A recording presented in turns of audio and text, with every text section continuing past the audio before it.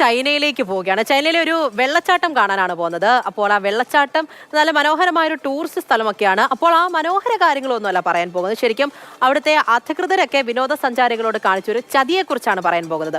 ഏഷ്യയിലെ തന്നെ ഏറ്റവും ഉയരം കൂടിയ വെള്ളച്ചാട്ടം എന്ന് ചൈന അവകാശപ്പെട്ടിരുന്ന യുൻതായ് വെള്ളച്ചാട്ടം കണ്ട് മനസ്സ് നിറഞ്ഞു മടങ്ങുന്നത് ലക്ഷക്കണക്കിന് ആളുകളാണ്. അവരെ മാത്രമല്ല, ലോകത്തെ തന്നെ അമ്പരപ്പിക്കുന്ന ഒരു രഹസ്യമാണ് ഇപ്പോൾ പുറത്തു വന്നിരിക്കുന്നത്. ഈ വെള്ളച്ചാട്ടത്തിലേക്ക് ചൈന വെള്ളം എത്തിക്കുന്നത് പൈപ്പിലൂടെയാണ് എന്നാണ് കണ്ടെത്തിയിരിക്കുന്നത്. മലമുകളിൽ കയറിയ ഒരു സഞ്ചാരിയാണ് ഈ ഞെട്ടിക്കുന്ന വീഡിയോ പുറത്തുവിട്ടിരിക്കുന്നത്.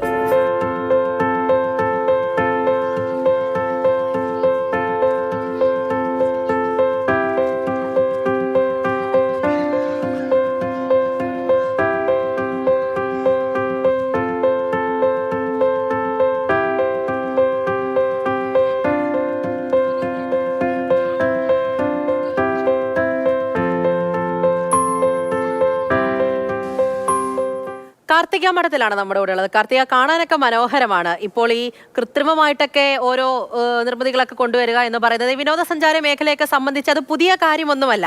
പക്ഷേ അത് നമുക്കെല്ലാവർക്കും അറിയാവുന്ന കാര്യം കൂടിയായിരിക്കണം. ഈ പ്രകൃതിയിലെ അത്ഭുതങ്ങളൊക്കെ കാണാൻ വേണ്ടി മാത്രം എത്തുന്ന ഒരുപാട് പേരെ ചതിക്കുന്നു എന്ന് തന്നെ വേണമെങ്കിൽ പറയാം. വിനോദസഞ്ചാരികളിൽ പലരും ആ രീതിയിലാണ് പ്രതികരിക്കുന്നത്.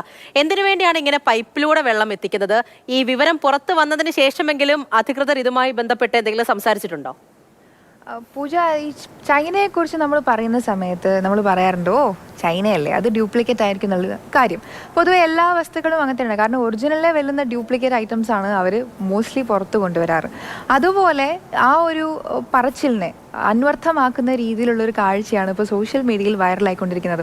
ഈ യുൻതായ് വെള്ളച്ചാട്ടം എന്നാണ് ഈ ഒരു വെള്ളച്ചാട്ടത്തിൻ്റെ പേര്. അതായത് യുനെസ്കോ ആഗോള തലത്തിൽ തന്നെ 213 സ്ഥലങ്ങളിലൊന്നായി അടയാളപ്പെടുത്തി, ജിയോ പാർക്കുകളിലൊന്നായി അടയാളപ്പെടുത്തിയിട്ടുള്ള ഒരു സ്ഥലമാണ് ഈ യുൻതായ് വെള്ളച്ചാട്ടം നിൽക്കുന്ന ഈ ഒരു പ്രദേശം.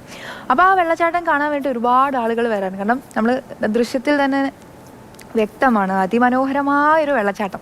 അതൊരു പ്രതിഭാസം തന്നെയാണ് അല്ലേ, പ്രകൃതിയുടെ വലിയൊരു പ്രതിഭാസമാണ് ഒരു വെള്ളച്ചാട്ടം എന്നൊക്കെ പറയുന്നത്. അങ്ങനെ ഒരു സഞ്ചാരിക്ക് ഒരു കൗതുകം തോന്നി. ഇതിൻ്റെ ഒരു എന്താണ് ഇതിൻ്റെ ഒരു തുടക്കം, എവിടെ നിന്നാണ് അത് ഉത്ഭവിക്കുന്നത് എന്നറിയാൻ വേണ്ടിയിട്ട് ഫിനിക്സ് ചാനലിൻ്റെ ഒരു വ്ളോഗർ വന്നിട്ട് മുകളിൽ പോയി നോക്കുന്ന സമയത്താണ് ഒരു പൈപ്പിലൂടെ ഈ വെള്ളം താഴോട്ടേക്ക് വീഴുന്നതായിട്ട് അദ്ദേഹത്തിൻ്റെ ശ്രദ്ധയിൽപ്പെടുന്നത്. അപ്പം ഞെട്ടിപ്പോയി.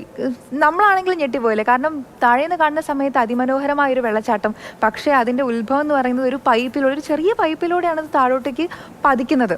അപ്പോൾ ഈ ഫിനിക്സ് ചാനലിൻ്റെ യൂട്യൂബിലൂടെയാണ് ഈ ഒരു രഹസ്യം പരസ്യമാവുന്നത് എന്ന് വേണമെങ്കിൽ പറയാം. ഇത് പുറത്തായതിനു ശേഷം അധികൃതർ പറയുന്നു, അതായത് സീസൺസിനനുസരിച്ച് വെള്ളച്ചാട്ടത്തിൻ്റെ അളവിൽ വ്യത്യാസം വരുമല്ലോ. അപ്പോൾ ഈ കാണാൻ വരുന്ന ആളുകളൊക്കെ നിരാശരാകുന്നു.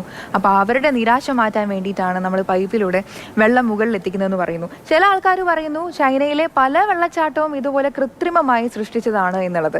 ഇത് ഈ വ്ളോഗറിന് ഇപ്പോഴാണ് മനസ്സിലായത് എന്ന് പറഞ്ഞ് ഈ ഒരു വെള്ളച്ചാട്ടത്തെ കൃത്രിമമായി ഉണ്ടാക്കിയതിന് അനുകൂലിക്കുന്ന ആൾക്കാരും കുറവല്ല. പക്ഷേ എത്രയൊക്കെ പറഞ്ഞാലും ഒരു പ്രകൃതിയുടെ മനോഹരമായിട്ടുള്ള ഒരു കാഴ്ച അല്ലെങ്കിൽ ഒരു പ്രതിഭാസത്തെ ആസ്വദിക്കാനായി, അത് കാണാനായി ഒരുപാട് ആളുകൾ പോവാറുണ്ട്. പക്ഷെ അവരെ പറ്റിക്കുന്ന രീതിയിലുള്ള ഒരു പ്രവൃത്തി ആയിപ്പോയി എന്ന് നമുക്ക് പറയാതെ വയ്യ. കാരണം അത്രയും മനോഹരമായ ഒരു വെള്ളച്ചാട്ടമാണ്. അപ്പം പിന്നെയും ചൈനയിൽ വരുന്ന ഓരോ സാധനങ്ങൾ ഡ്യൂപ്ലിക്കേറ്റ് ആണ് എന്ന് പറയുന്നതിന് വേറൊരു തരത്തിൽ തന്നെ അന്വർത്ഥമാക്കുന്ന രീതിയിലുള്ള ഒരു കാഴ്ചയാണ്.